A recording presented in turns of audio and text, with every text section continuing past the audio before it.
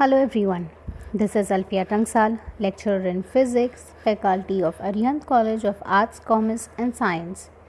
In the previous video, we observed the definition of gas, what are ideal gases, the difference between ideal gas and real gas. In today's video, we are going to see how the pressure is exerted by a gas. We are aware that every body is made up of molecules. Depending on its nature and temperature, the molecules may possess translatory motion, vibratory motion, and rotatory motion about its axis. Each type of motion provides some kinetic energy to molecules. Heat possessed by a body is the total thermal energy of the body, which is nothing but the sum of all the kinetic energies of all the individual molecules. Now, before we understand how the pressure has been exerted by a gas molecule, we consider it to be a cubical box, as we can see on the right hand side of the screen. The molecules of the gas are in a state of random motion. They continuously collide against the wall of the container. During each collision, there is momentum which is being transferred to the walls of the container. The pressure that has been exerted by the gas is nothing but due to the collision of the molecules against the walls. Due to this continuous collision, the walls experience a continuous force, which is equal to the total momentum imparted to the walls per second. Pressure is exerted on the walls by a gas molecule. Before we proceed further, we need to remember certain abbreviations. Here, N is nothing but the total number of molecules. M is the mass of each molecule. Capital M is the total mass of gas. A is the area of each phase, that is L square. V is the volume, L cube. And density of the gas is M by V, which is equivalent to Nm divided by L cube. C1, C2, C3 up to n number of molecules be the velocities of the molecules. Now this can be resolved in three components, that is along x, y and z axis.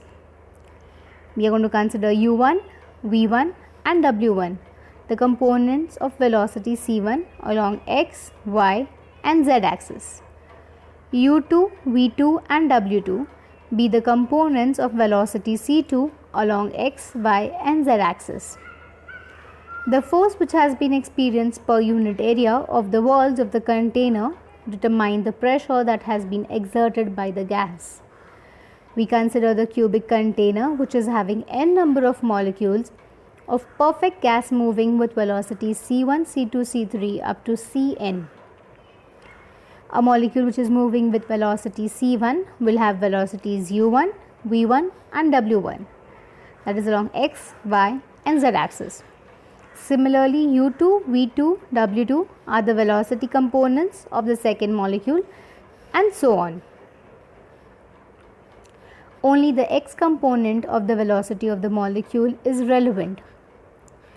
Hence, the momentum of the molecule before collision is going to be mu1, where m is the mass of the molecule.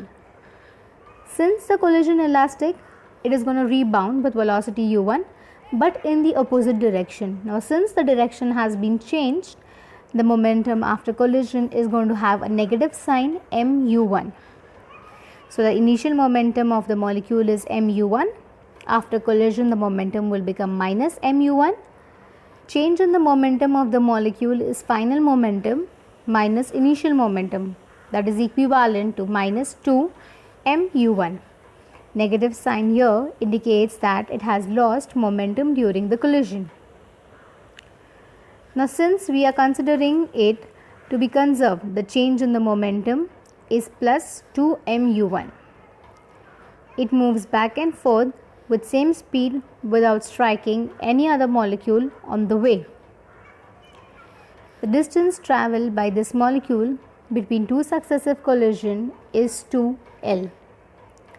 The force which has been exerted on the wall is given by Newton's second law.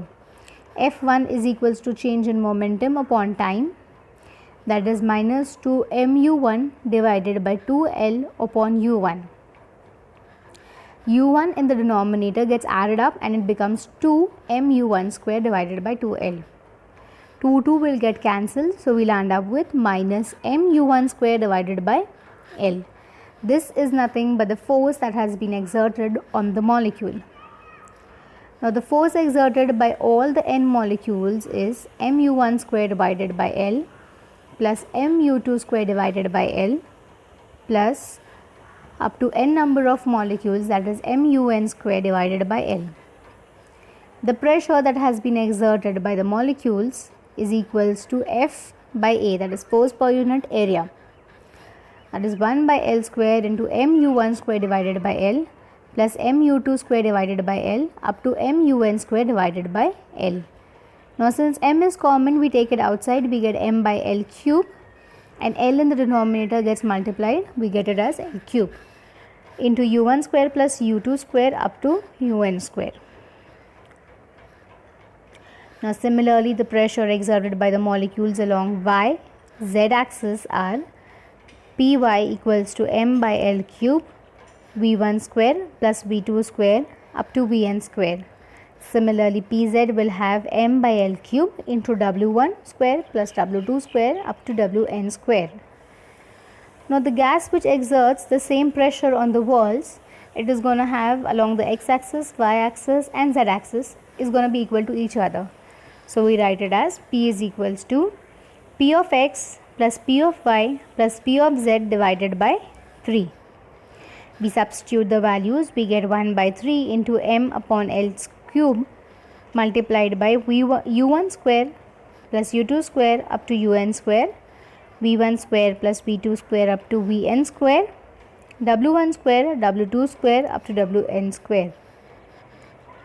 We do now take u1, v1 and w1 in one bracket, u2, v2, w2 in one bracket and un, vn, wn in one bracket.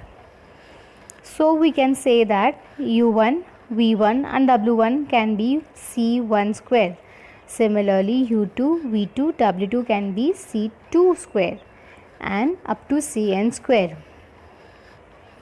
We then finally land up with an equation which is nothing but pressure is equals to 1 by 3 into mn upon v multiplied by c square.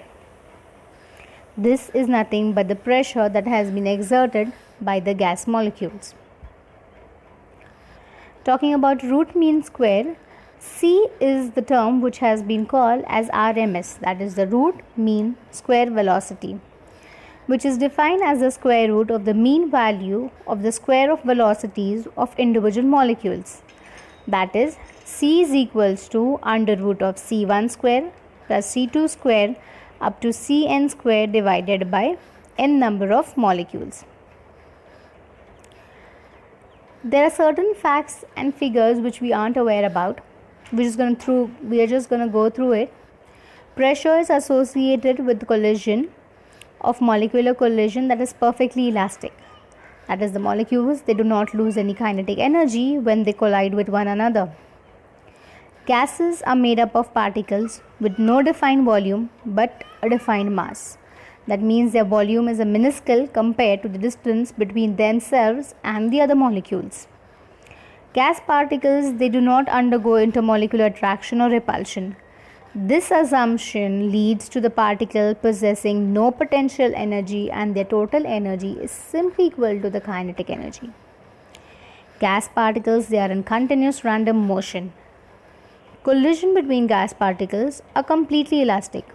In other words, there is no loss nor gain of kinetic energy when particles collide. The average kinetic energy is same for all gases at a given temperature, regardless of the identity of gas. That is, the kinetic energy is directly proportional to the absolute temperature of the gas. The assumption is that the particles, they are moving in continuous random motion, which implies that the average value of velocity squared along each direction must be same. For today, we'll stop here. In the next lecture, we'll observe further. Thank you.